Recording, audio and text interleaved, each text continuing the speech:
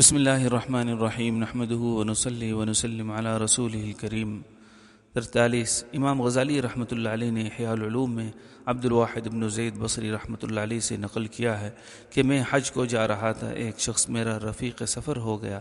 وہ ہر وقت چلتے پھرتے اٹھتے بیٹھتے حضور اقدس صلی اللہ علیہ وسلم پر درود بھیجا کرتا تھا۔ میں نے اس سے اس کثرت درود کا سبب پوچھا۔ اس نے کہا کہ جب میں سب سے پہلے حج کے لیے حاضر ہوا تو میرے باپ بھی ساتھ تھے۔ جب ہم لوٹنے لگے تو ہم ایک منزل پر سو گئے۔ میں نے خواب میں دیکھا مجھ سے کوئی شخص کہہ رہا ہے کہ اٹھ، تیرا باپ مر گیا، اس کا منہ کالا ہو گیا۔ میں گھبرایا ہوا اٹھا تو اپنے باپ کے منہ پر سے کپڑا اٹھا کر دیکھا تو واقعی میرے باپ کا انتقال ہو چکا تھا اور اس کا منہ کالا ہو رہا تھا۔ مجھ پر اس واقعے سے اتنا غم سوار ہوا کہ میں اس کی وجہ سے بہت ہی مرعوب ہو رہا تھا۔ اتنے میں میری آنکھ لگ گئی۔ میں نے دوبارہ خواب میں دیکھا کہ میرے باپ کے سر پر 4 حبشی کالے چہرے والے، جن کے ہاتھ میں لوہے کے بڑے ڈنڈے تھے، مسلط تھے۔ اتنے میں ایک بزرگ نہایت حسین چہرے 2 سبز کپڑے پہنے ہوئے تشریف لائے اور انہوں نے ان حبشیوں کو ہٹا دیا اور اپنے دست مبارک کو میرے باپ کے منہ پر پھیرا اور مجھ سے ارشاد فرمایا کہ اٹھ، اللہ تعالیٰ نے تیرے باپ کے چہرے کو سفید کر دیا۔ میں نے کہا میرے ماں باپ آپ پر قربان، آپ کون ہیں؟ آپ نے فرمایا میرا نام محمد ہے صلی اللہ علیہ وسلم۔ اس کے بعد سے میں نے حضور اقدس صلی اللہ علیہ وسلم پر درود کبھی نہیں چھوڑا۔ نزہۃ المجالس میں ایک اور قصہ اسی نوع کا ابو حامد قزوینی رحمۃ اللہ علیہ کے حوالے سے نقل کیا ہے کہ ایک شخص اور اس کا بیٹا دونوں سفر کر رہے تھے۔ راستے میں باپ کا انتقال ہو گیا اور اس کا سر، منہ وغیرہ سور جیسا ہو گیا۔ وہ بیٹا بہت رویا اور اللہ جل شانہ کی بارگاہ میں دعا اور عاجزی کی۔ اتنے میں اس کی آنکھ لگ گئی تو خواب میں دیکھا کوئی شخص کہہ رہا ہے کہ تیرا باپ سود کھایا کرتا تھا، اس لیے یہ صورت بدل گئی، لیکن حضور اقدس صلی اللہ علیہ وسلم نے اس کے بارے میں سفارش کی ہے، اس لیے کہ جب یہ آپ صلی اللہ علیہ وسلم کا مبارک ذکر سنتا تو درود بھیجا کرتا تھا۔ آپ کی سفارش سے اس کو اس کی اپنی اصلی صورت پر لوٹا دیا گیا۔ روز الفائق میں اسی نوع کا ایک اور قصہ نقل کیا ہے۔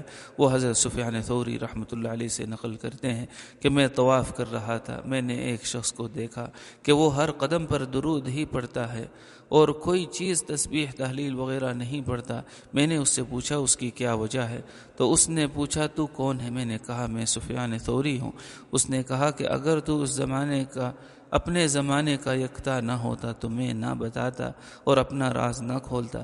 پھر اس نے کہا کہ میں اور میرے والد حج کو جا رہے تھے، ایک جگہ پہنچ کر میرا باپ بیمار ہو گیا۔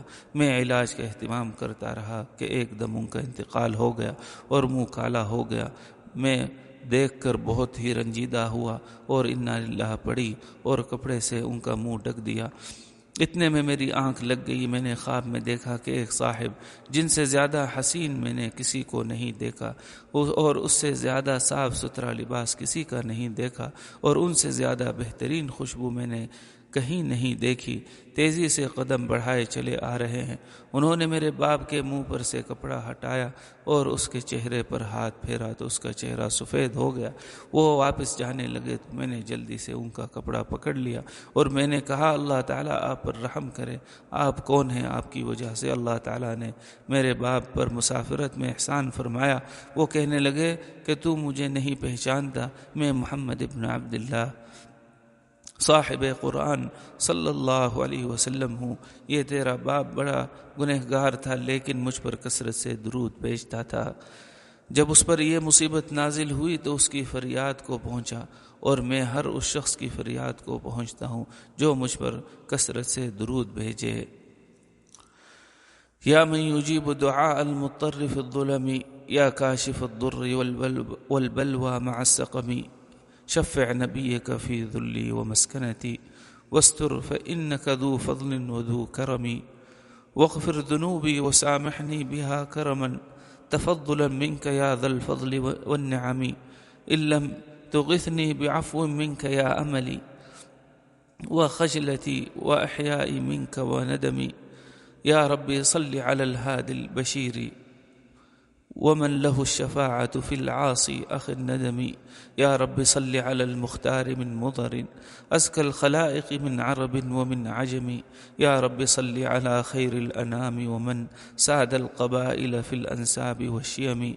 صلى عليه الذي أعطاه منزلة علياء إذ كان حقا أفضل الأمم. صلى عليه الذي أعلاه مرتبة ثم اصطفاه حبيبا بارئ النسم. صلى عليه صلاة الانقطاع لها مولاه ثم على صاحب وذي رحم. اے وہ پاک ذات جو مضطر کی اندھیریوں کی دعائیں قبول کرتا ہے. اے وہ پاک ذات جو مضرتوں کو